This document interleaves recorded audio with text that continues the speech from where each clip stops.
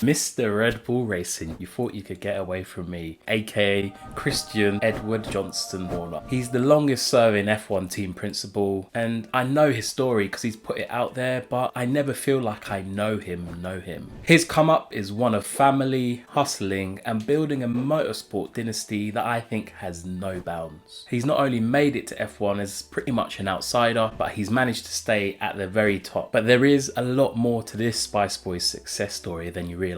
All in all, he's amassed a total of $50 million in wealth. But how did he really earn all this dosh? Welcome to the Racing House. My name is Saki, and keep watching to find out how Christian Hoerner helped build his family motorsport dynasty.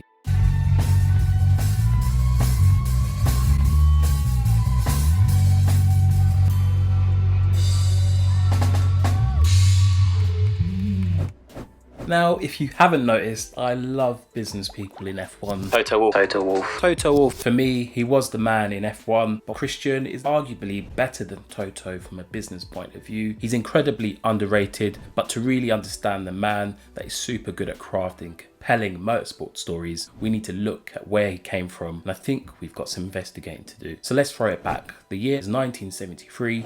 18 teams and 49 drivers took part in the championship that season, and Jackie Stewart won driving for Tyrrell Ford, securing 5 wins in the process. But more importantly, Christian Hoerner was born in Leamington Spa, UK, to Gary and Sarah Hoerner. But let's settle the one question that I know you all wanted to know. Did this guy come from money? Because F1 is such a playground for the rich, famous and well connected. The schools he attended gives a real indication.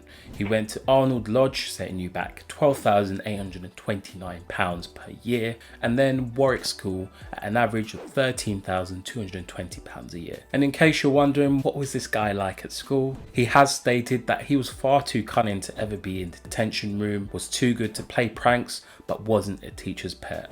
Just a nice boy really in a very good and pricey school. But you do have to be from a pretty well off background, or your parents have to work incredibly hard to be able to afford that school.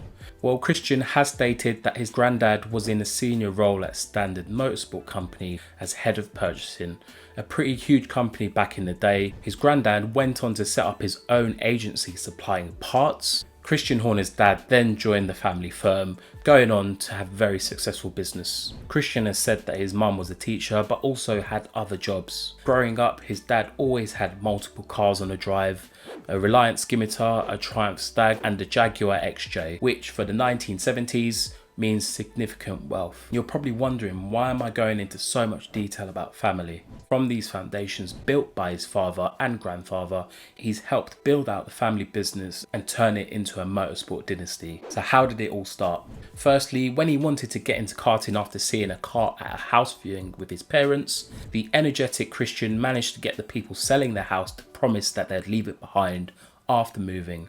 One problem, they didn't do it. From then, he pestered his mum until she found the car for sale in the local paper and bought it for his 12th birthday. After struggling to drive it in the back of his garden due to slippery conditions, his garden must have been huge. His dad did then take him to an old airfield for a very casual day out. And from then, Christian said that he was hooked. All I wanted to be was a racing driver. But here is a fun fact for you. Christian Hoerner actually met Ayrton Senna when he was a young karter. He said that he snuck under the fence at Silverstone on a test day and hung about at the back of the garage. Ayrton spotted that Christian was wearing a karting jacket and then came over to talk to Christian. Senna was enthused about karting and was very polite. It is a day that Christian will always remember. And throughout his career, Christian won a Formula Renault scholarship in 1991, had a pretty decent career in the British Formula 2 and Formula 3000, but in Formula 3000 he did something very unique and outstanding. He thought to himself, if I'm going to race, I may as well start my own team, Arden Racing. Who does that?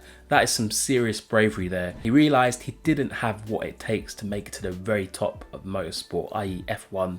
So he retired and became the team principal of that team, winning 3 out of the 4 championships in what would now be modern day F2. And here is a fun fact for you. Listen, I only have one superstition left, which was I have a lucky toilet at each race that we go to, which can be quite embarrassing if it's the only toilet in use and all the others are free and you're waiting in there to use the lucky loo. You were probably thinking, as I was, how did he manage to finance this team from scratch? Well, he sought his assistance from his family and his network. He hustled hard, he pestered his dad for a loan, who also opened doors to his own contacts. He also pestered every schoolmate's dad who had a business. See, family, it means a lot. Talking of family, I always thought that he had sold off Arden as soon as he started the Red Bull team, but digging a bit deeper, his dad and brother are down as directors, and Christian only left as a director in 2013. But there is nothing to say that he still doesn't own and have a say in the team. But let's for a second have a look at the bigger picture. So looking back to the David Coulthard video that I did, I talked about Coulthard's business partner Guy Hoerner, Christian's older brother. Christian describes him as the academic one and owns the TBA group. Most notably, a company that specializes in brand experiences within the motorsport industry and that has created experiences and hospitality in Extreme E, the W Series, Aston Martin, and most importantly, keeping it within the family, the Red Bull Racing Paddock Club and the MK7 event space for Red Bull. So what does this all mean when you take a step back? Quite simply, Christian Hoerner and his family are building a motorsport dynasty from the ground up, and it really has gone under the radar. I mentioned Arden Racing, and for me this is probably the first reason why I think Christian Hoerner just goes beyond what Toto's done, started his own team from scratch. On the Arden website, it states that Gary continues to oversee Arden's racing and commercial operations. They compete in Formula Region, British Formula 4 and British Formula 3. And looking into it further, on their website they say that through its partnership with the Young Racing Driver Academy, it provides a unique pathway from karting all the way to Formula 1. So this makes it abundantly obvious that this is effectively a feeder team into their systems, the Young Driver program and the Red Bull team. But have they actually managed to produce any top talent? These are just some of the graduates from their past teams. Daniel Kvyat, Carlos Sainz Jr., Jolyon Palmer, Sergio Perez, Pierre Gasly. There's probably a few more names that I've not mentioned there, so let me know in the comments section if you know of any more.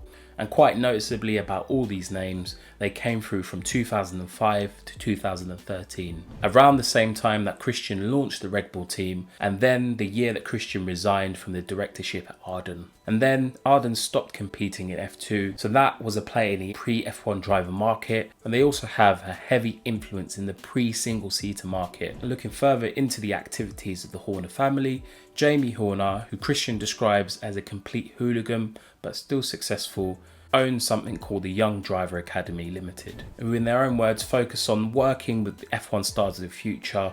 These are just a few of the things that they offer: simulator driver coaching, off-track race preparation, and some of their alumni include these drivers, most notably Dan Ticktum, Oscar Piastri. So as you can see, it all comes together. They are paid to train young talent who then in the past get the opportunity to race in single-seater racing in British F4 and F3, and then with their connections they may have the option to sign with the Red Bull Driver Academy or another driver academy. This is why I mentioned family at the start of this video as the main theme. They truly have involvement at every level and are building a dynasty for themselves in the motorsport industry. Christian, his father and his brothers have shaped an ecosystem that they pretty much have full control of. A way of spotting and training young up and coming talent, which then allows them to be signed up to the contracts and then to driver academies, then ultimately, if they are good enough, to make that step into F1. And then in terms of supporting, someone in the family runs the corporate side, the hospitality for the teams. Christian doesn't just stop there. He has a property investment and leasing company called Ombi. To celebrate winning an F1 title, him and Adrian Newey bought an Aston Martin Vantage. For his 40th birthday, he bought an Aston Martin DB5. He also owns an AC Cobra, as well as two Minis that originally belonged to Ringo Starr and Paul McCartney. His current wife, Geri Hoerner, who's one of the original Spice Girls, also bought him Willie's Jeep for his birthday. So there's a lot of information there to digest. Really, the story that is put out there by Christian is just scratching the surface. There's so much more to his story that meets the eye. It is extremely clever. And that just about finishes off my video about Christian Hoerner, where he got all his dosh and how he's building a family dynasty in the motorsport industry. Like I said, let me know what you think in the comment section. Until next time everyone, thanks for watching.